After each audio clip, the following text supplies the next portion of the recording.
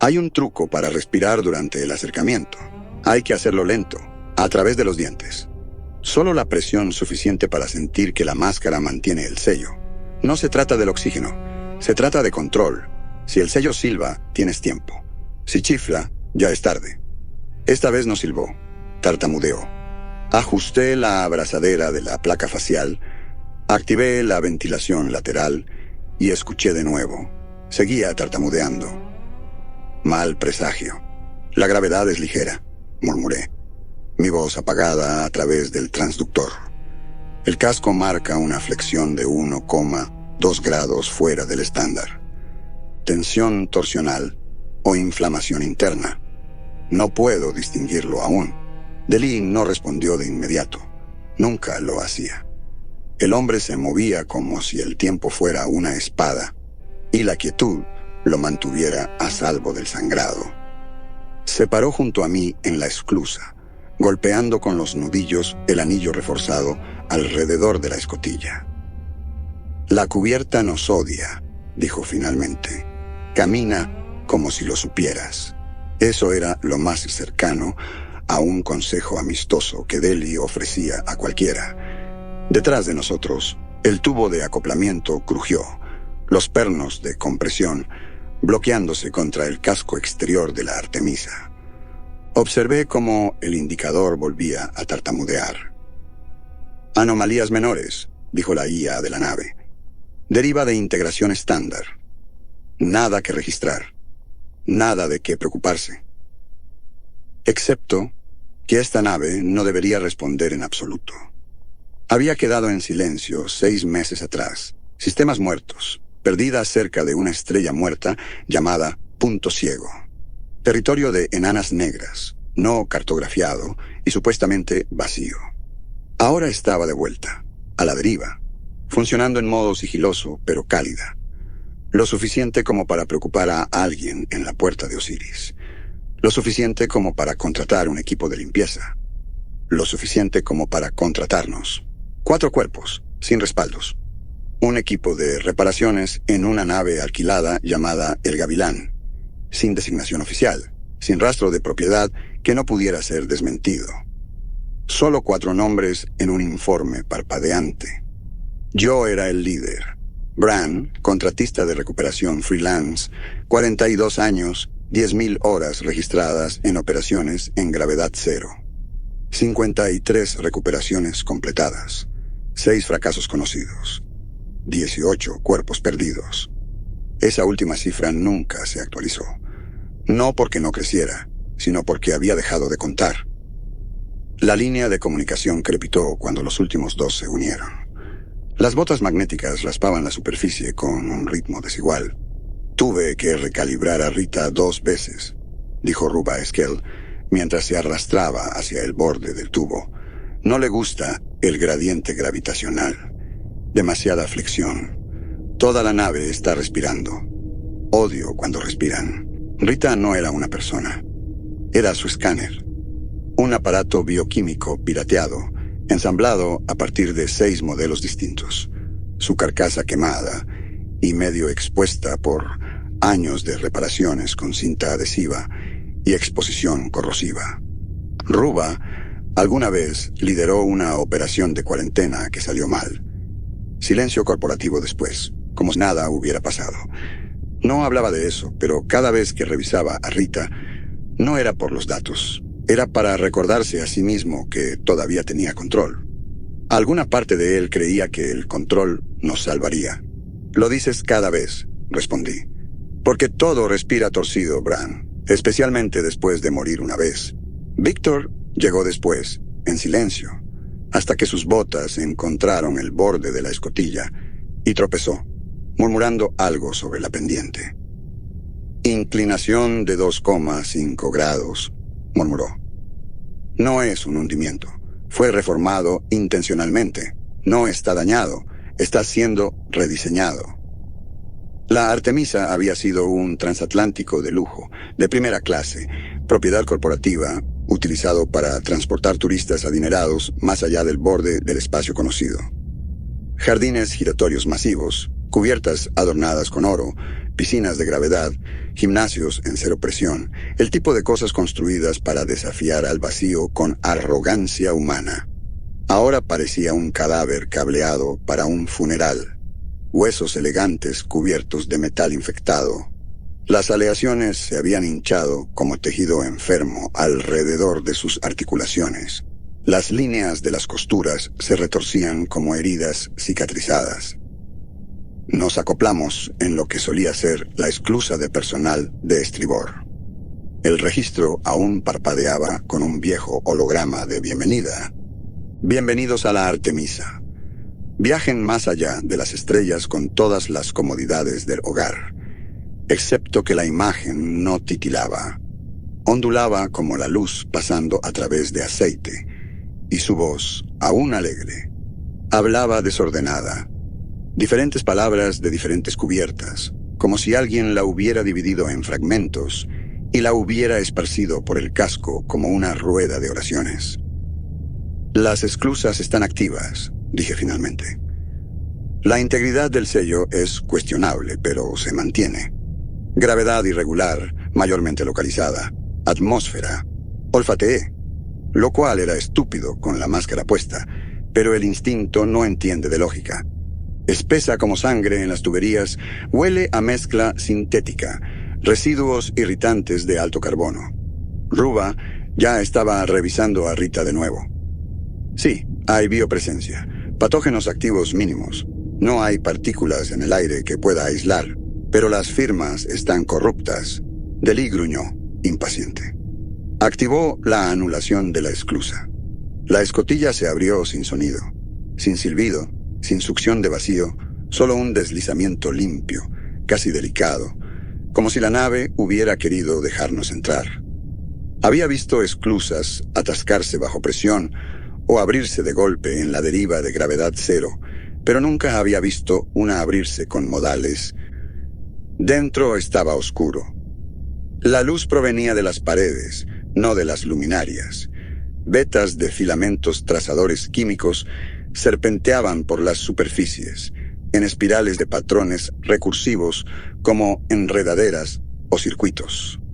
El revestimiento del piso se había derretido en los bordes, fusionándose con las paredes en una sola masa continua.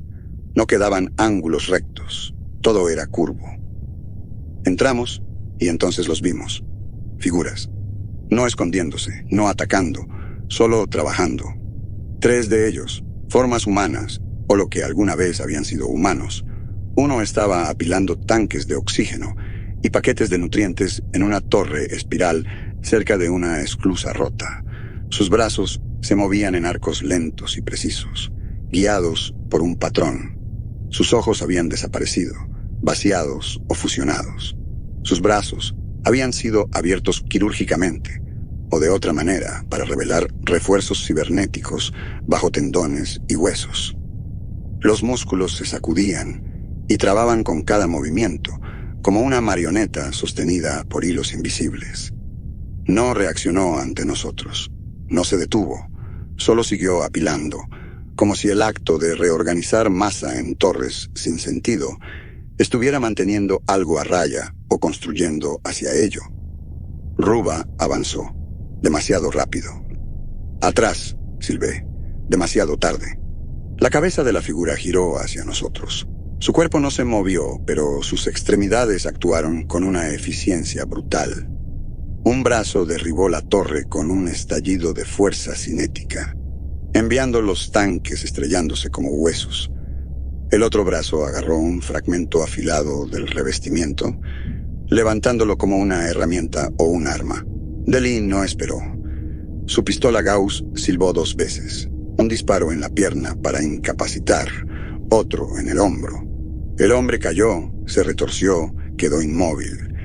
Me acerqué a su lado, agachado, mirando más de cerca. Su piel era semitransparente, donde se había estirado alrededor de los implantes. Su respiración era lenta, superficial. No había expresión, no había dolor, solo respiración autónoma y un temblor en su mano izquierda, que aún se movía como si estuviera apilando. ¿Está vivo?, preguntó Víctor detrás de mí. No hubo gritos, ni súplicas, ni locura. Esto no era una infección. No era síndrome berserker o degradación neuronal de sitios negros. Estas personas no estaban locas, todavía estaban trabajando para algo más. Esta nave no falló, dije en voz alta. Fue tomada, y ahora está construyendo algo. Algo, susurró Víctor. Me giré hacia él. Sus ojos estaban fijos en el techo, en la pared, en las costuras. Sacó su cuaderno de notas, de cuero gastado, páginas amarillentas y desgastadas por el uso excesivo. Está dibujando simetría, murmuró. Secuencias anidadas, caminos de carga direccional redirigidos en redes simétricas. Esto es intencional. Deli pasó junto a nosotros, revisando el corredor adelante. Despejado. No hay hostiles, solo más de ellos, constructores. Podía sentir el momento entonces, el silencio, como si la nave hubiera sentido que nos acoplamos, como si hubiera hecho una pausa para escuchar. Bran, dijo Ruba en voz baja, no estamos en un cascajo. No, respondí, y lo decía en serio. Estamos dentro de algo que se está convirtiendo. El cuerpo que habíamos derribado no se descompuso. 2 horas después de ingresar a la Artemisa, volví a revisarlo.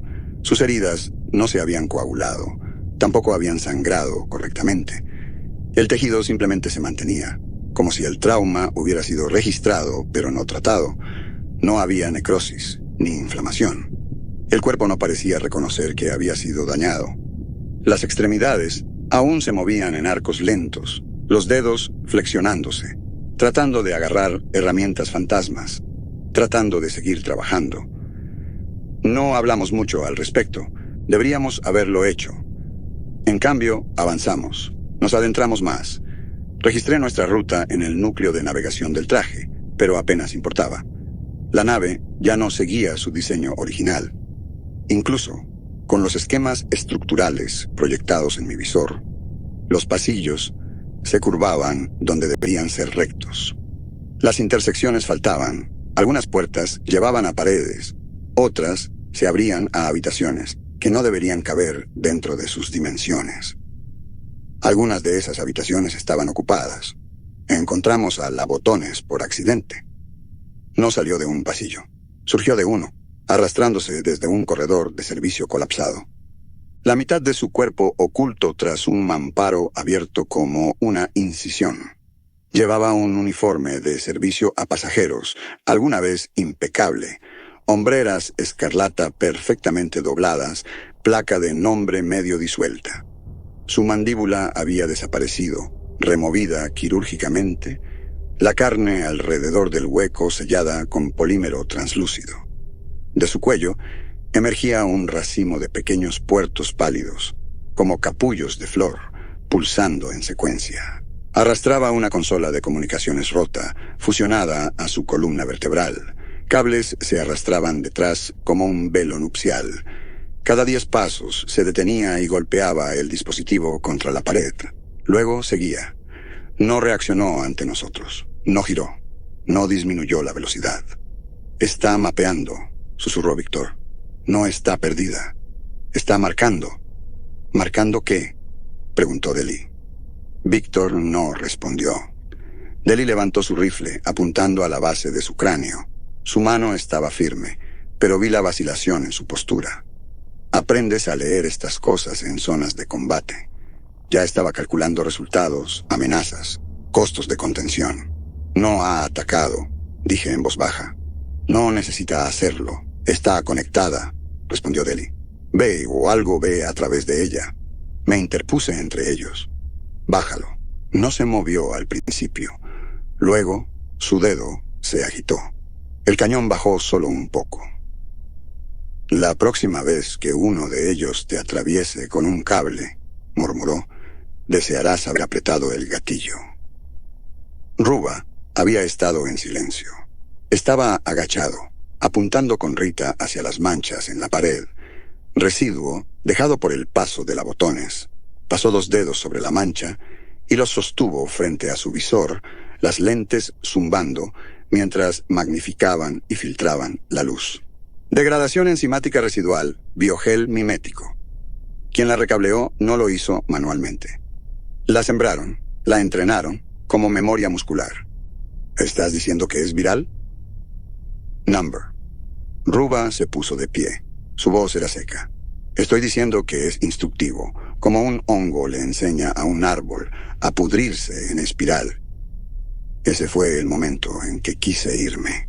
No lo dije, pero lo sentía sentarse en mi estómago como plomo frío. No soy un cobarde. No duras mucho en salvamento huyendo de cadáveres. Pero esto no era putrefacción. No era locura. Era intención.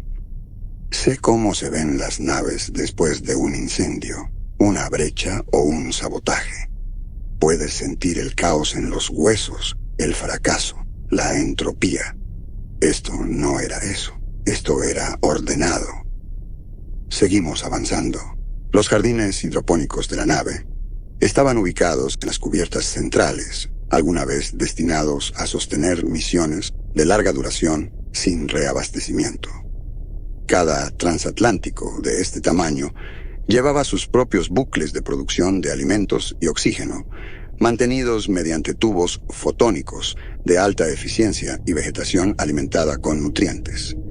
La Artemisa debía tener bahías de bioagricultura vertical de última generación. Las encontramos fusionadas. Las puertas principales de acceso se habían derretido en las costuras, fusionadas como si el material hubiera decidido olvidar que alguna vez estuvo separado. Deli las abrió a la fuerza con una carga de brecha de 2 pasos y su exoesqueleto. La cubierta tembló cuando se dio. Dentro era peor. Sin luminarias, sin rastro del diseño hidropónico estándar. El aire brillaba con esporas lo suficientemente densas como para saborearlas. Mis filtros silbaron al aumentar al ciclo máximo. La vegetación había desaparecido.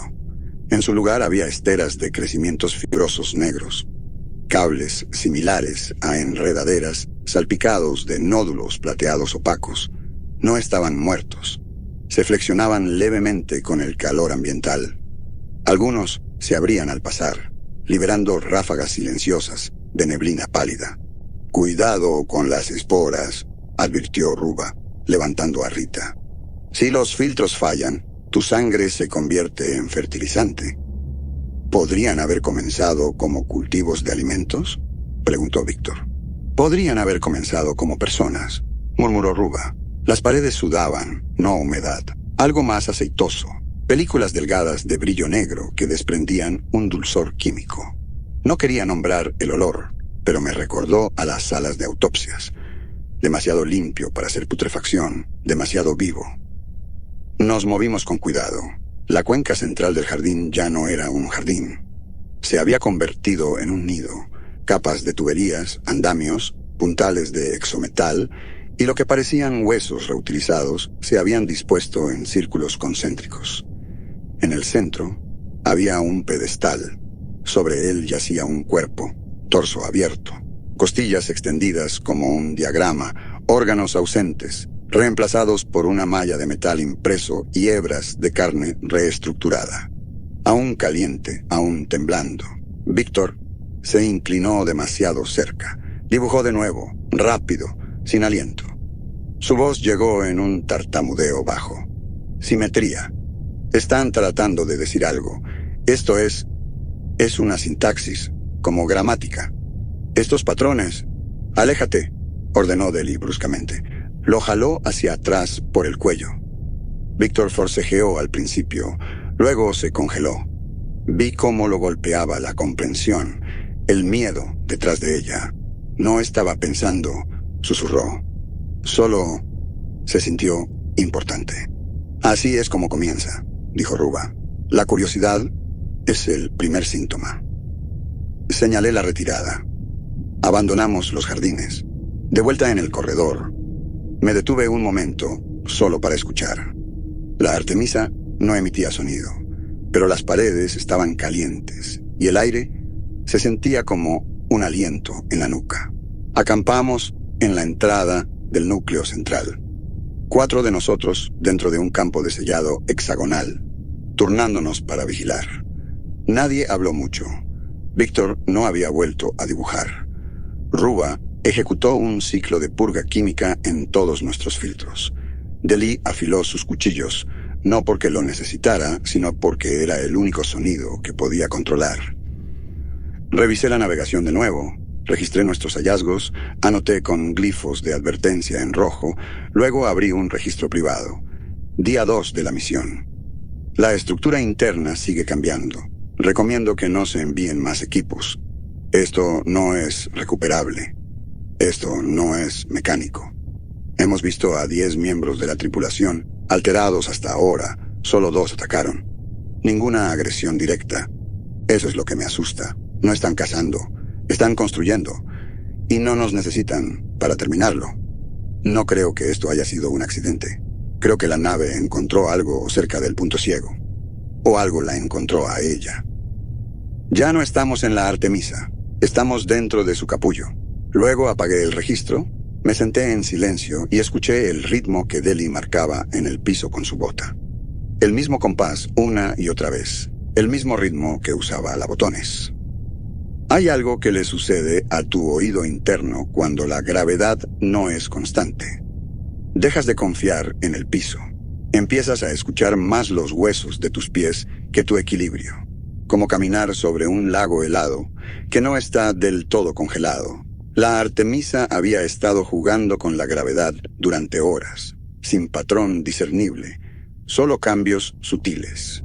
Un pasillo se inclinaba hacia un lado, luego se sentía más ligero. Tu estómago se sacudía medio segundo antes de que tus botas se ajustaran. No lo suficiente para caer, solo lo suficiente para desgastarte, como mareo mezclado con la arquitectura. Habíamos pasado las últimas 6 horas recorriendo el corredor central. En los planos originales, había sido el corazón de la Artemisa, un atrio vertical que atravesaba 7 cubiertas, conectando niveles de pasajeros, salones de lujo para observar las estrellas y la plaza de observación en el ápice de la nave. Estaba diseñado para ser un espectáculo. Paredes de aleación transparente para ver estrellas distantes. Clima controlado con brisas simuladas. Incluso paisajes sonoros ambientales destinados a evocar jardines terrestres. Ahora era una columna de ruina silenciosa. Entramos desde abajo, cubierta 12, punto de acceso de ingeniería. En el momento en que ingresamos a la cámara, nos detuvimos. Todos nosotros. El aire no era espeso, no era tóxico, pero nos resistía. Hay un tipo de silencio que solo obtienes en compartimentos sellados al vacío. El sonido no desaparece. Se vuelve interno. Escuchas tu propia sangre, el ajuste de tu traje, los micromotores en tus botas, compensando el peso. Pero esto no era eso.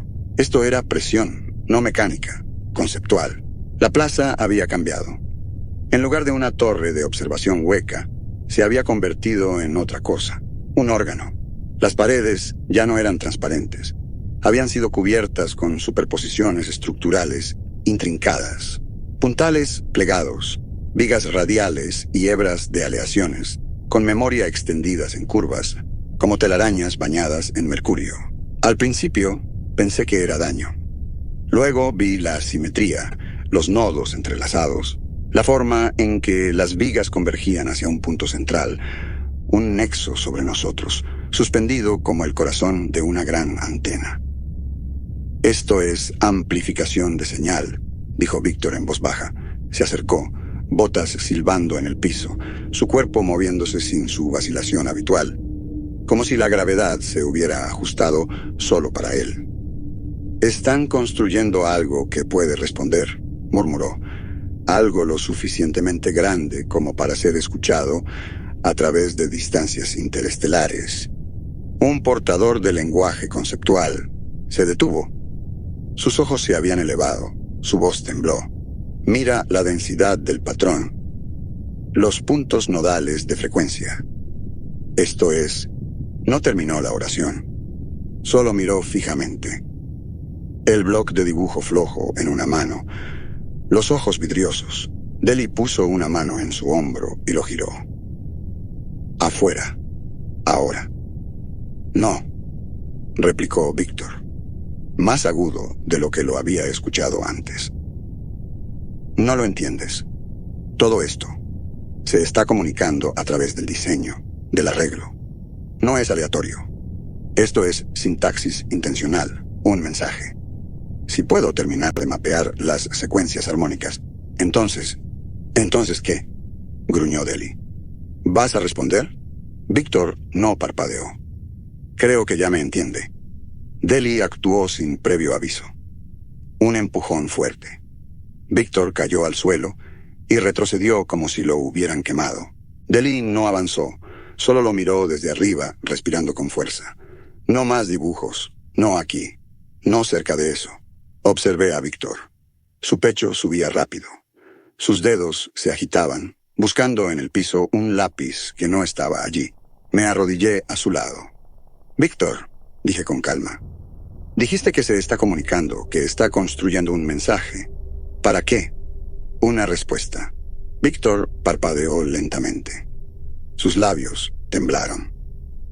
No, susurró. No está enviando. Se está convirtiendo en el mensaje. Eso fue todo. Ese fue el momento en que empecé a mirar a Víctor de manera diferente. No como el tipo que perseguía patrones, sino como alguien que quizás ya era parte de uno. Ruba, que había estado recorriendo el perímetro de la cámara, escaneando esporas, dejó caer a Rita y se acercó a Víctor, agarrándolo del cuello. Si estás infectado, dilo. Dilo ahora. No lo estoy. No me mientas. La voz de Ruba se quebró. Has estado susurrando a las paredes. No has dormido en 30 horas. Caminas como si tuvieras instrucciones bajo la piel. Deli dio un paso adelante. Aléjate, Ruba. Está comprometido.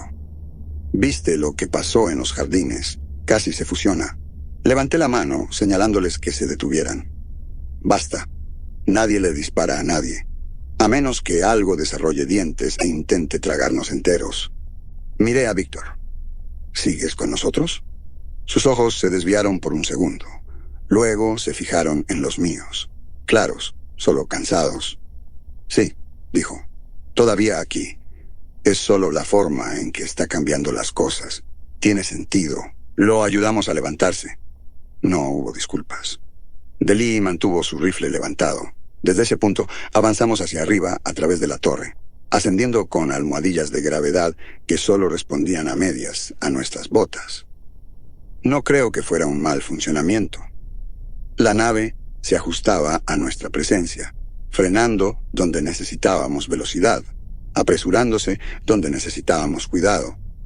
El tipo de interferencia que es demasiado exacta para ser aleatoria, pero demasiado sutil para ser sabotaje. A mitad de camino, encontramos a otro observando. Lo encontramos en una pequeña cámara cerca del cruce del ascensor. Una estación de enrutamiento de carga reconvertida en una especie de antecámara. El hombre estaba perfectamente quieto, columna recta, brazos a los lados. Su uniforme se había fusionado con su piel, placas de armadura incrustadas en músculo. Sus ojos eran completamente blancos, y junto a él, parado justo detrás, justo a la derecha, había un gemelo idéntico. No hablaron. No se movieron hasta que Deli estuvo a 4 metros. Entonces el de adelante se movió, no con agresividad, con precisión. Levantó la mano y saludó. Deli se congeló. El movimiento era exacto. Protocolo militar corporativo. Toque de 2 dedos en la sien. Mantener por 2 segundos. Bajar al pecho. Los entrené así, murmuró Deli. Retrocedió. Caminen. No corran. Solo caminen. Lo hicimos. Más tarde, una vez que acampamos nuevamente dentro de una covacha de mantenimiento sellada, encontré a Deli limpiando su cuchillo otra vez. El mismo patrón, el mismo cuidado. Me senté frente a él. Recordaron tu gesto. No lo recordaron, dijo con brusquedad. Lo copiaron. Eso no era memoria. Era un reflejo preservado por función. Es lo mismo. No, replicó Deli, más cortante de lo habitual. Ni siquiera cerca. Me miró, algo quebradizo en su mirada. Mi antiguo escuadrón. Teníamos un dicho. Primera regla, asegura el perímetro. Segunda regla, no preguntes por la carga. Ese gesto era como reconocíamos una orden sin comunicarnos. Lo usábamos en zonas de apagón para recordarnos que seguíamos siendo humanos, incluso cuando los interruptores de muerte empezaban a activarse. Envainó la hoja. Sí lo están usando ahora, dijo Deli sin mirarme. No me están saludando a mí. Están saludando al fantasma del protocolo. Lo que queda cuando la persona es eliminada. Ahí fue cuando lo entendí. La nave no solo los estaba alterando, estaba conservando partes de ellos, herramientas, recuerdos, reflejos, porque no estaba tratando de destruir a la humanidad. Estaba tratando de usarnos. No hablamos mucho después de eso. Víctor había dejado de dibujar, pero mantenía su cuaderno apretado contra el pecho. Ruba no había revisado a Rita en 15 minutos. Eso era un récord. Y Deli. Deli se sentó con la espalda contra la esquina, ojos sin parpadear por más de un segundo. Registré otra nota privada. El patrón no es pasivo. Las alteraciones están estructuradas, tanto conductuales como físicas. Está preservando habilidades, funciones específicas de la tripulación, instintos de servicio, protocolos militares, incluso señales sociales. La Artemisa está siendo reconfigurada en algo comunicativo, algo no solo funcional, sino presentacional. Está construyendo un vocabulario hecho de roles, rutinas y carne. Estamos parados en un mensaje, y casi ha terminado de escribirse. He visto cómo se ve el pánico en las tripulaciones, las pequeñas. 4, 5 personas encerradas en un casco moribundo, con media atmósfera y sin salida. No llega fuerte, no llega rápido. Se filtra como refrigerante a través de una tubería agrietada. Un cambio en el ritmo de la respiración. Una verificación del sistema omitida. Una mirada que se sostiene demasiado. Para cuando lo notas, ya es demasiado tarde para contenerlo. Llegamos a ese punto en la hora 39. Comenzó con la gravedad otra vez. No de repente, pero torcida. Arriba dejó de ser arriba. Mis botas se adhirieron a una pared que no tenía pendiente, y Víctor tropezó a través de lo que alguna vez había sido un techo. Deli le gritó a Ruba que estabilizara su arnés, pero Ruba no se movía. Estaba agachado en una esquina, gafas quitadas, mirando la pantalla de Rita con la boca ligeramente abierta, en silencio, ojos desorbitados por el horror. Me acerqué a él, botas magnéticas trabándose con cada paso, lento. No quería asustarlo. Ruba, ¿qué pasa? No parpadeó, ni siquiera cambió su peso. Solo levantó a Rita y giró la pantalla hacia mí. La pantalla mostraba el esquema de la cubierta, arquitectura original versus escaneo en tiempo real. Las líneas no coincidían. Ninguna sorpresa allí. Pero las superposiciones no eran estáticas, cambiaban en ritmo, pulsos lentos, a través de la columna vertebral de la nave, como respiración, excepto que no era respiración, era tiempo. La nave se mueve en olas, dijo con voz plana, modulación estructural, está flexionando su propio diseño. Sacó de su mochila 3 recipientes sellados. Cada uno marcado con el cheurón negro de un neutralizador de Biohazard clase 3. Deberíamos activar los núcleos de plasma ahora. Quemarla de proa a popa. Borrar los registros. Negar autorización de recuperación. Nada en este casco debería regresar al espacio habitado. Deli se giró. Su voz era calmada. Estás exagerando. No, respondió Ruba aún tranquilo. Solo estoy adelantado a ti. Me miró. Sé que todavía crees que podemos encontrar a alguien para salvar. Quizás incluso algo con lo que razonar. Pero no está enferma, Bran. Ha terminado de gestarse. Esta cosa no se está convirtiendo. Es. Y estamos parados dentro de su cuerpo. Una parte de mí estuvo de acuerdo. Pero la parte que no lo hizo, la parte que recordaba sacar a chicos de 14 años de plataformas de metano colapsadas, la parte que se quedaba despierta en naves de evacuación, porque no podía dejar de escuchar gritos en mi audio de casco, esa parte necesitaba saber. Necesitaba ver si alguien todavía estaba allí. Así que tomé la peor decisión de mi carrera. Les dije que íbamos más adentro, hacia las redes de carga, donde terminaban los planos originales de la nave y comenzaba la nueva construcción.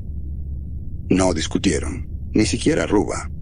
Creo que tal vez ya sabían que no había forma de volver a subir, solo de atravesar. Pasamos por la sección Delta 7. Solía ser para carga de alto valor, módulos de lujo, compuestos raros, recintos de biotecnología de élite. Ahora era una catedral de huesos y revestimiento. Las placas del piso se habían enrollado en algunos lugares, deformadas en arcos de soporte como las costillas de una bestia grande. El aire sabía a álcali, delgado pero no venenoso. Cada 40 metros, una estación se elevaba del piso al techo. Columnas vertebrales humanas soldadas, reforzadas con puntales flexibles de composite. Algunas todavía tenían tatuajes vertebrales, identificadores de la tripulación. Me detuve frente a una, columna pequeña, sin fusión pesada, caderas estrechas. Las vértebras todavía estaban revestidas con láminas vasculares que brillaban bajo la luz. Era un niño. Víctor no dijo nada, solo siguió caminando. Ruba murmuró algo sobre escala y costo. Deli permaneció en silencio. Su rifle nunca bajó.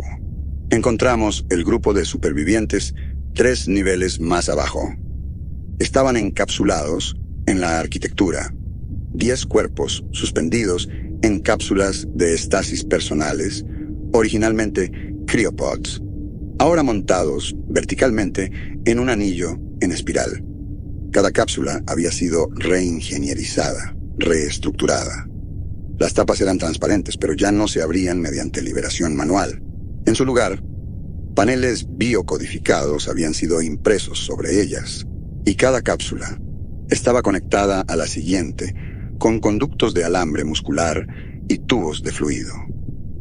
Uno de ellos me miró, ojos apagados, sin parpadear, pero conscientes. Movía la boca repetidamente. Me acerqué. No estaba en silencio, pero no tenía lengua. El tejido había sido reutilizado como sutura en la base de su mandíbula. Deli levantó su rifle. «¿Sabes lo que voy a decir?», murmuró. Lo sabía, pero negué con la cabeza. «Number, si dudamos ahora, perdemos el núcleo.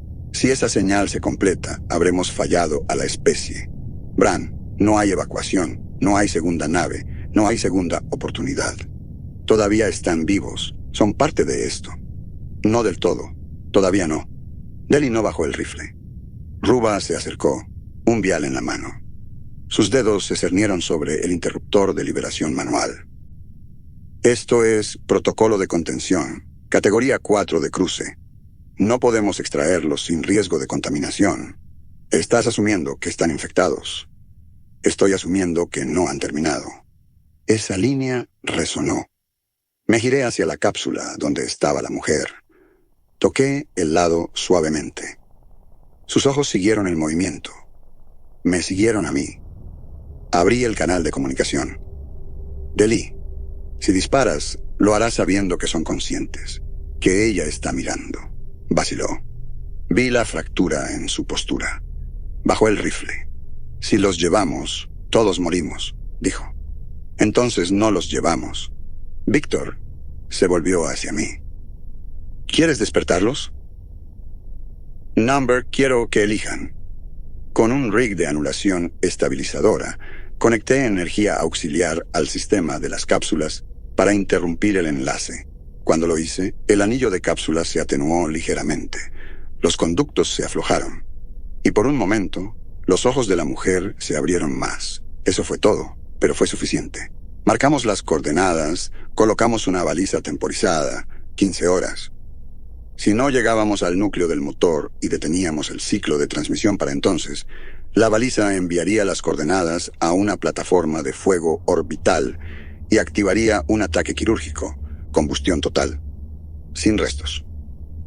Descendimos un nivel más y allí encontramos el núcleo del motor.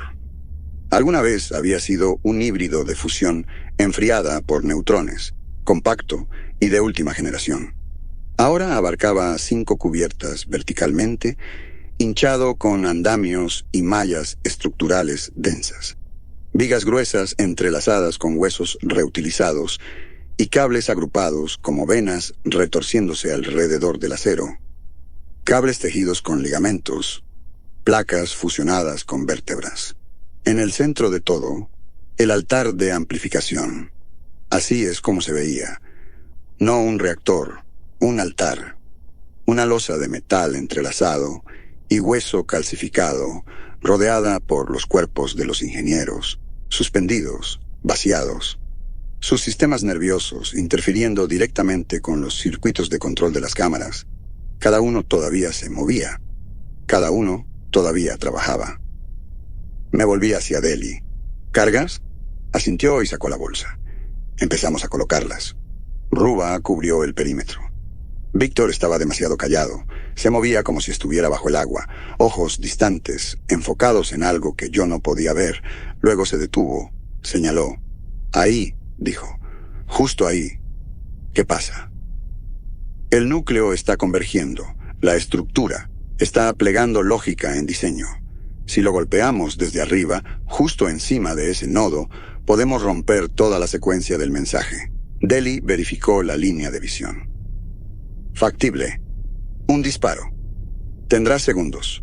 Entonces los tomaré. Subí a la pasarela solo. Los andamios alrededor del altar temblaron como si estuvieran exhalando. El calor no salía del piso. Radiaba a través de las botas como intención. Cada paso hacia adelante comprimía algo dentro de mi pecho, como si mi cuerpo lo estuviera reconociendo.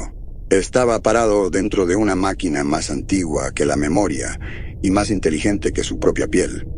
La estructura se curvaba sobre mí como la boca de una campana. Debajo de mis botas, el revestimiento brillaba. Algo bajo la superficie se movía cuando yo lo hacía, como si estuviera caminando sobre un lago congelado, y la cosa bajo el hielo supiera mi peso. Mi mente comenzó a ralentizarse. Los pensamientos intentaban escalar, cuesta arriba, contra algo invisible, algo que se movía lo suficientemente rápido como para mantenerse adelante. Cada respiración era más superficial que la anterior. Sentí el metal en mi placa facial vibrar, una frecuencia profunda, subsónica. Llegué a la base del altar. Un plano elevado de hueso, aleación y tendones reconvertidos, moldeados por un propósito que ningún humano le había enseñado. No era religioso, era preciso. Un nodo de trabajo traducido, reflejos humanos reconvertidos en función mecánica, recuerdos de la tripulación, memoria muscular, picos neuronales, todos alineados para formar un conjunto de instrucciones viviente. El comando final, en una oración construida con aliento, movimiento y sangre. La antorcha en mi mano se sentía pesada. No la encendí de inmediato. Miré el altar. No tenía rostro, ni ojos, ni pantalla. Pero algo, en la disposición de sus superficies, me dio la sensación de espera, como si supiera que había llegado al punto final, que el momento había llegado para aceptar o rechazar la última ofrenda. Pensé en todos ellos, los que encontramos sellados en las paredes, los que construían, los que todavía respiraban a través de pulmones alterados, la mujer en la cápsula, que no tenía lengua, pero aún así encontró mi mirada. Y pensé en Deli, parado allí sin pedirme que me detuviera. Encendí la antorcha.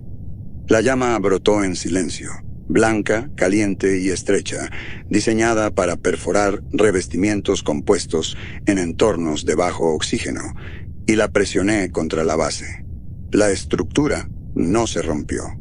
Aceptó la antorcha al principio, como si esperara una incisión. Entonces llegó el grito. Las paredes se movieron. Los andamios arriba comenzaron a desenrollarse desde su eje central como cabello de una trenza cortada.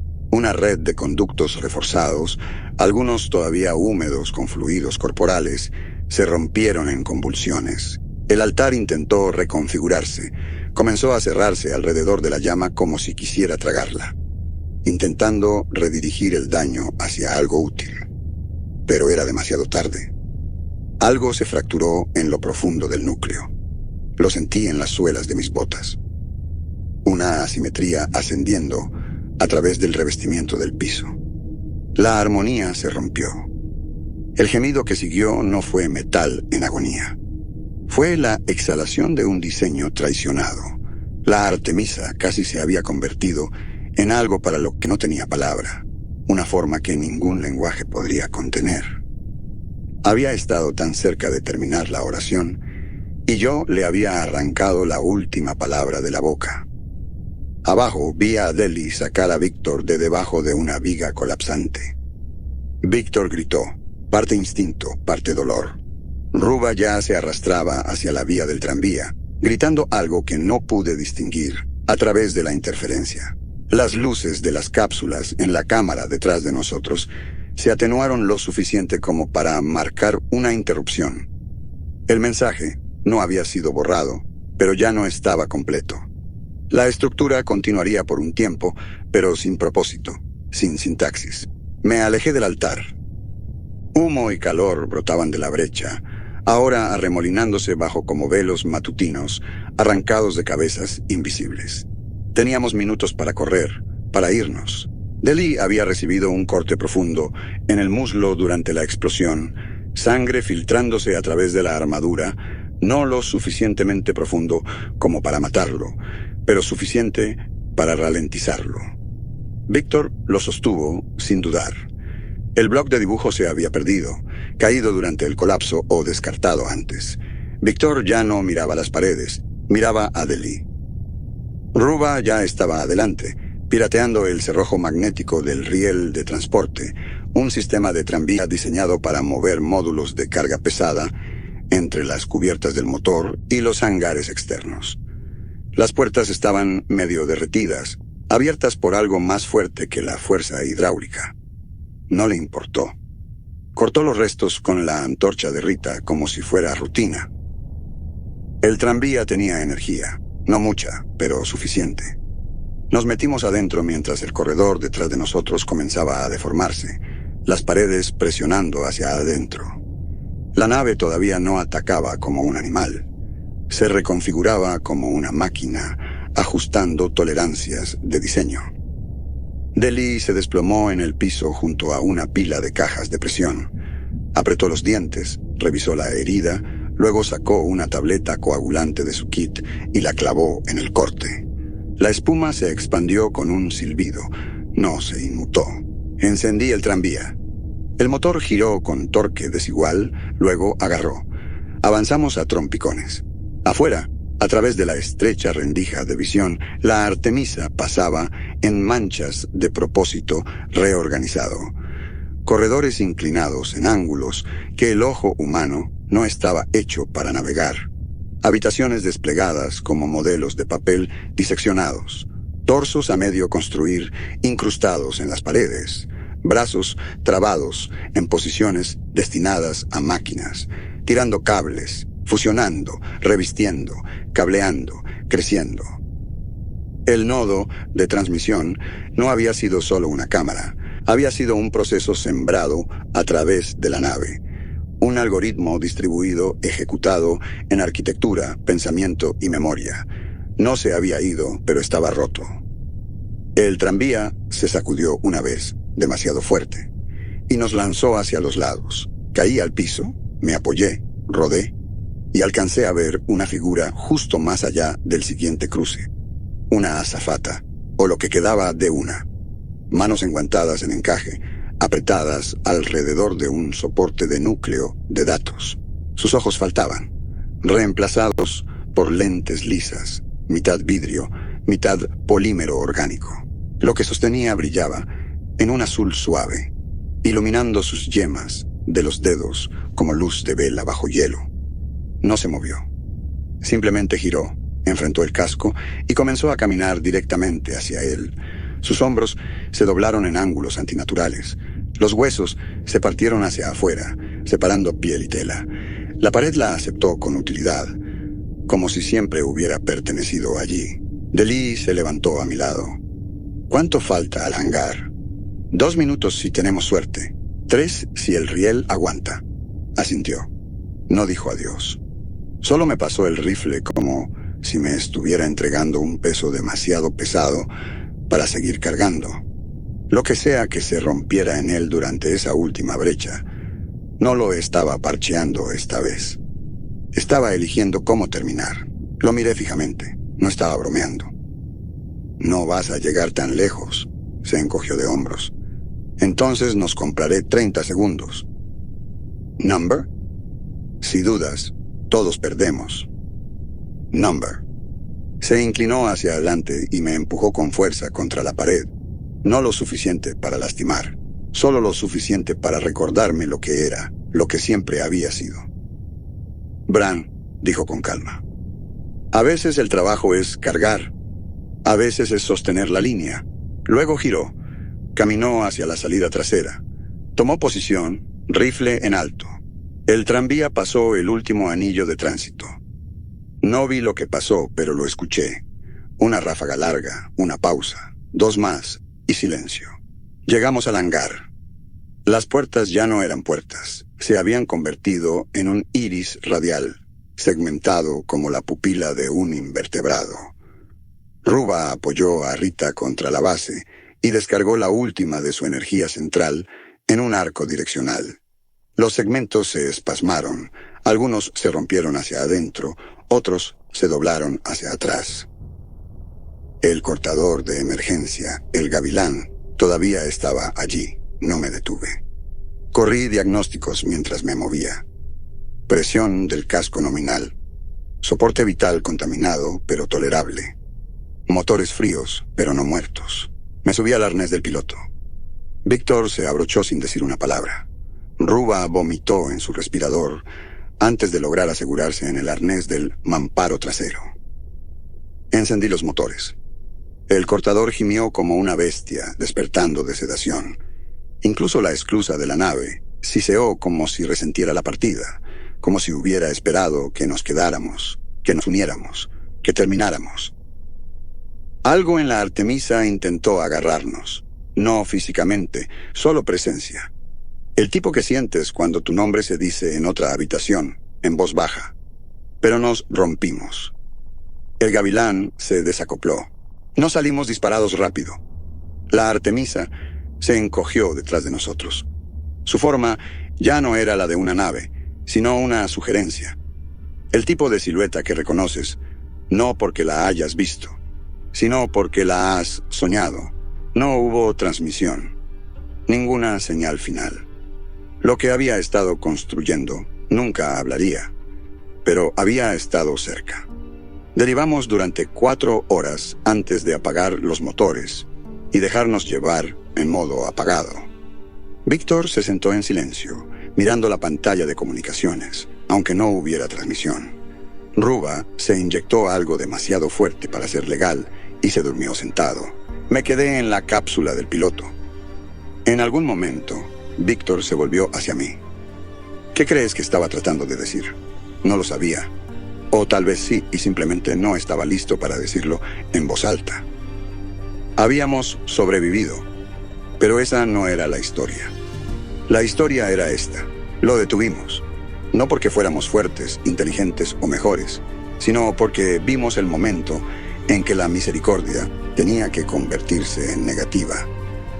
Dejé un registro atrás, sellado en el núcleo de navegación, enterrado con suficiente encriptación, para evitar que la puerta de Osiris lo borrara antes de que alguien con sentido lo leyera. Dice todo sobre la nave, sobre la tripulación, sobre lo que espera al borde del espacio cartografiado. No registré los nombres, no quedaban suficientes cuerpos para emparejarlos, pero recuerdo la forma de la mano de Deli en mi hombro el día que nos acoplamos. Recuerdo a Víctor quedándose callado, recuerdo a Aruba, de todas las personas, alcanzando a alguien más en lugar de retirarse. Así es como sé que no lo perdimos todo. El registro termina con una línea. Si encuentras algo construyéndose a sí mismo a partir de personas, no intentes entenderlo. No intentes hablar con él. Solo deténlo, incluso si cuesta todo.